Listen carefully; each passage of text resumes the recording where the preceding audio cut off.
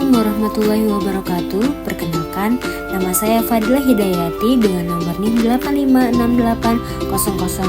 8568000779. Saya mahasiswa PGSD dari Universitas Terbuka Palembang. Tujuan kegiatan praktikum kali ini yaitu mengidentifikasi simbiosis di lingkungan sekitar.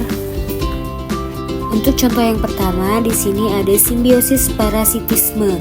Simbiosis parasitisme antara ulat dan buah adalah hubungan di mana ulat yang menjadi parasit mendapatkan keuntungan dengan memakan buah atau inang, sementara buah menjadi dirugikan karena rusak dan tidak bisa dikonsumsi atau dibiarkan membusuk. Untuk simbiosis parasitisme pada hewan, di sini ada kucing dan kutu. Hubungannya di mana kutu menjadi parasit mendapat keuntungan dengan cara menghisap darah dari kucing, sementara kucing dirugikan karena mengalami gatal, iritasi, dan kehilangan nutrisi. Selanjutnya, contoh simbiosis parasitisme antara pohon mangga dan jamur terjadi ketika jamur menjadi parasit, hidup di dalam atau pada pohon mangga, mengambil nutrisi dari pohon mangga dan merugikannya. Selanjutnya, simbiosis parasitisme antara pohon jambu dan ulat hijau adalah hubungan di mana ulat diuntungkan karena mendapatkan makanan, sedangkan pohon jambu dirugikan karena pertumbuhannya terhambat dan bisa mengalami kerusakan.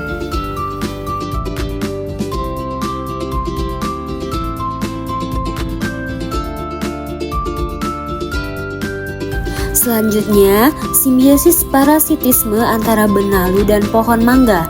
Benalu diuntungkan karena mendapatkan air, mineral, dan nutrisi dari pohon mangga, sedangkan pohon mangga dirugikan karena kehilangan sumber makanannya.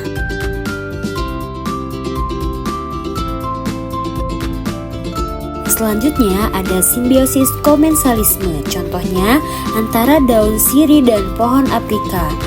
Hubungannya di mana tanaman sirih diuntungkan sedangkan pohon aprika tidak dirugikan atau diuntungkan. Untuk simbiosis komensalisme antara anggrek dan pohon ketapang adalah hubungan di mana anggrek diuntungkan karena mendapatkan tempat hidup untuk tumbuh serta akses terhadap sinar matahari dan air, sementara pohon ketapang tidak terpengaruh atau tidak diuntungkan maupun dirugikan.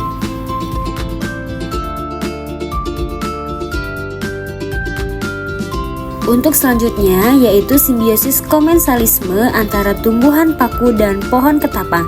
Terjadi ketika paku tumbuh menempel pada pohon ketapang. Paku diuntungkan karena mendapatkan tempat hidup yang lebih tinggi sehingga lebih mudah menyerap sinar matahari dan air hujan. Sementara pohon ketapang tidak diuntungkan maupun dirugikan.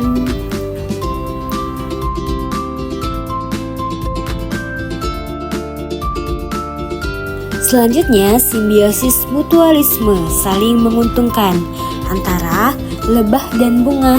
Hubungannya di mana keduanya saling menguntungkan. Lebah mendapat makanan berupa nektar dan serbuk sari, sementara bunga terbantu dalam proses penyerbukan. Selanjutnya, simbiosis mutualisme antara cacing tanah dan tanaman.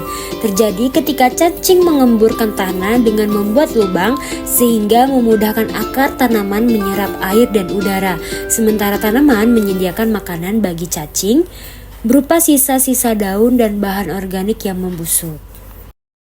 Dan yang terakhir ada simbiosis mutualisme antara semut rangrang dan tanaman bunga senduduk. Hubungannya mereka timbal balik, saling menguntungkan bagi kedua belah pihak.